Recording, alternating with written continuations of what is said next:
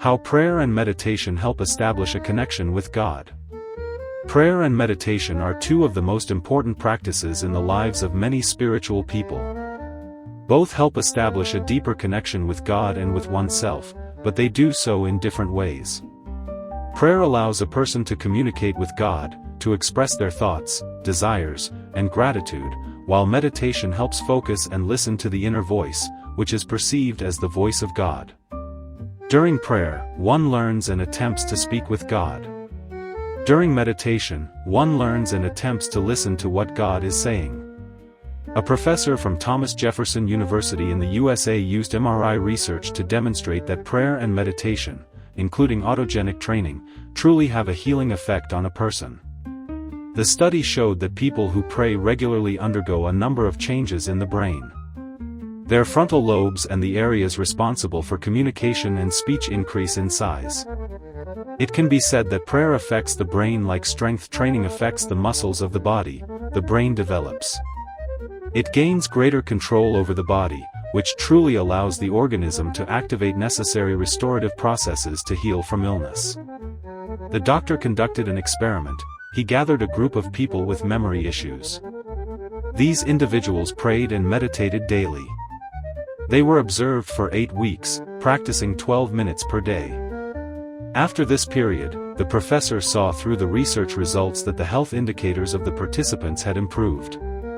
Notably, the doctor emphasized that the power of prayer does not depend on religion. What matters is the process of prayer itself and the state a person enters during it. A similar phenomenon was observed by researchers at the Moffitt Cancer Center. They found that religious and spiritual individuals diagnosed with illness feel significantly better throughout the course of their illness. They exhibit better mental and physical health and more frequently achieve remission.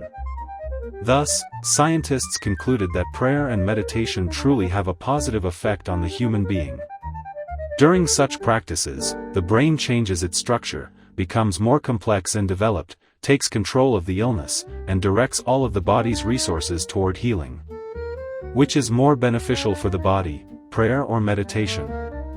How are they different? It is impossible to answer the first question, as prayer and meditation are components of a unified whole. They are like two sides of the same coin. However, the second question, how prayer differs from meditation, can be answered. If we strip away external attributes, such as clothing, ritual, and body posture, and consider these spiritual practices in their essence, the difference is as follows. During prayer, one learns and attempts to speak with God. During meditation, one learns and attempts to listen to what God is saying. That is the only difference. As is clear from the above, to gain the maximum benefit, everyone should both pray and meditate. But most modern people are not yet ready for this. Therefore, if a person begins to reflect on self-development, they should start with the practice to which they feel more drawn, whether it's prayer or meditation. It doesn't matter which one it is. In both cases, the person is turning to God. Now, let's look at the specific effects of prayer and meditation on the body. Meditation, the art of listening to God. Meditation is a process of deep concentration and calming the mind. Unlike prayer, meditation typically does not involve verbal expression of thoughts. Instead, a person focuses on their breath, a mantra, or an internal image, trying to free the mind from distractions and reach a state of deep peace and clarity. Benefits of meditation.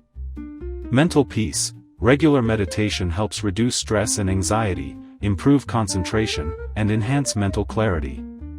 Physical health. Meditation can lower blood pressure, improve sleep, and support overall physical well-being. Spiritual growth. Meditation deepens self-awareness and spiritual insight, encouraging new perspectives and understanding of oneself. In everyday life, our logical mind, in the form of various thoughts and emotions, often acts like a valve, blocking our connection to God. During meditation, the logical mind quiets down, and the connection between higher consciousness and the meditating person's consciousness is restored. What happens during this process? Physical and psychological illnesses are reflected in a person's energetic form. During meditation, the energetic form is restored, and afterward, positive changes begin to manifest in the physical body and real life. This may be expressed as faster recovery from chronic illnesses, or the release of emotional tension and psychological blocks. It's essential to remember that meditation is not a replacement for medical treatment but rather an ideal complement to it. Meditation serves to cleanse a person's consciousness of negative energy and various kinds of energetic debris. Prayer, the art of communicating with God. Prayer is an ancient practice found in many religious traditions. It is an act of reaching out to higher powers, during which a person expresses their requests, gratitude, hopes, and fears. A prayer can be spoken aloud or silently, alone or in the company of like-minded individuals. It can be spontaneous or follow a specific text, such as in prayer books. Types of prayer. Supplicatory prayer, where a person asks God for help or support. Thanksgiving prayer, aimed at expressing gratitude for received blessings and support. Penitential prayer, where one repents for their sins and asks for forgiveness. Praise prayer, where God's greatness and virtues are glorified. In essence, every prayer is a request to God to resolve some issue or provide something the person lacks. If someone is sick, they pray for health; if they are anxious, they pray for peace of mind, and so on. Every human problem is reflected in subtle energetic structures. During prayer, even unconsciously, a person asks God to strengthen these subtle structures of the body. When problems in these subtle structures are healed, over time, positive changes occur in both real life and the physical body. A person may recover from illness or become more balanced. Unlike meditation, which cleanses the person, sincere prayer strengthens the body on all levels. It should be noted that this distinction is conditional, as the effects of prayer and meditation are multifaceted and individual. There was a time when God walked in the Garden of Eden and spoke with Adam and Eve. For the first humans, direct communication with their Creator was normal. But after they sinned and were cast out of the garden, they and their descendants lost the ability to communicate with God face to face. Since then, humanity has felt estranged from God. Yet, the need for connection with God remains. People constantly feel dissatisfied because there is an abyss in the soul that only God can fill. The longing for God is like thirst. The Jewish king David compares himself to a deer yearning for water. As the deer pants for streams of water, so my soul pants for you, O God. My soul thirsts for God, for the living God. When shall I come and appear before God? Psalm 42 verses 1-2. Prayer was as necessary to David as air. He longed for communion with the living God, like parched land longs for water. Essentially, this is true for everyone seeking God. God Himself desires constant communication with us. Therefore, after humanity lost face-to-face communion with God, He left us with the ability to communicate through prayer. Prayer connects man to God. Some believe that a prayer must be read or recited by heart from a fixed text. However, such prayers often lack sincere emotional involvement. They are formal and cannot satisfy the thirst for divine communion.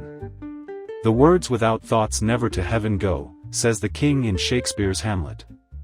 Prayer is the breath of the soul, the uplifting of the mind to God. As King David said, "My heart and my flesh cry out for the living God." Psalm 84 verse 2, true prayer is a meaningful conversation with God, a living interaction. In prayer, it's important to be conscious of what we are saying and asking. Speak to God sincerely, simply, in your own words. In the Torah and throughout Jewish prayer literature, there is no instance of addressing God as "my Father." This is no accident. In Judaism, the word Abba is deliberately avoided in reference to God. It is a child's word, part of everyday speech, akin to the Russian word, daddy.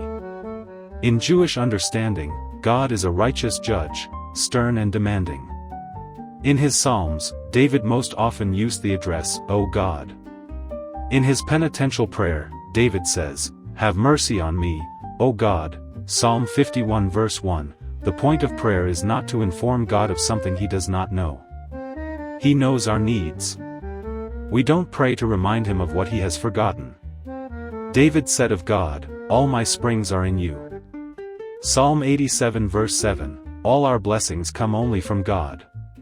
So, our requests are an expression of our dependence on him, a recognition that we need him, that he is the only source of life and good. Prayer is an important step toward the Creator of the universe. Yet sometimes prayer becomes a source of confusion and frustration, especially when we don't receive what we ask for. We wonder why this happens. Nothing is more disappointing than unanswered prayers. To be heard, it is important to examine our spiritual condition. David said, "If I had cherished sin in my heart, the Lord would not have listened."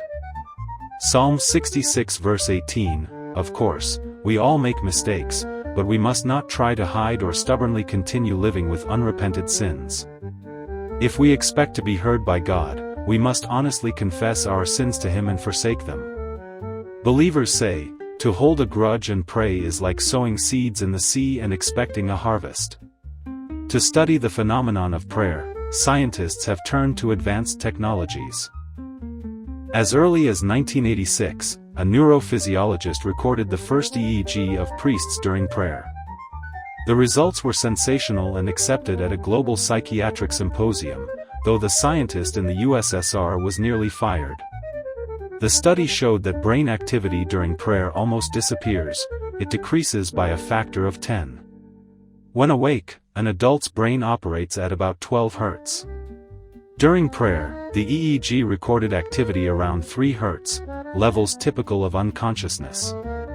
But the most astonishing finding was this: 3 Hz is the frequency of an infant's brain.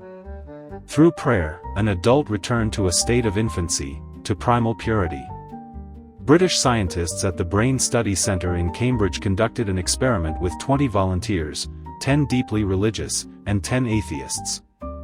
Each had electrodes attached to their hands and received mild electric shocks. The believers were shown an icon, the atheists, a Gauguin painting. Each participant received 20 unpleasant shocks in 20 minutes. Yet the two groups responded very differently. Those looking at the icon felt safe and calm. Instruments showed they experienced significantly less pain than those viewing the Gauguin pentangles showed that believers activated the right frontal lobe, they were suppressing the pain themselves. Atheists did not show this brain themselves. Atheists' key takeaway from this study of Jewish traditional medicine is that faith is hard to describe scientifically. It is difficult to understand how and why religion sometimes spreads ignorance, fanaticism, and conflict, and other times attracts refined intellectuals. Perhaps this is because so-called religious beliefs come in many forms and rarely represent a consistent, well-understood set of principles. Prayer and meditation are two fundamental practices that enrich a person's spiritual life. They complement each other and help establish a deeper and more harmonious connection with God.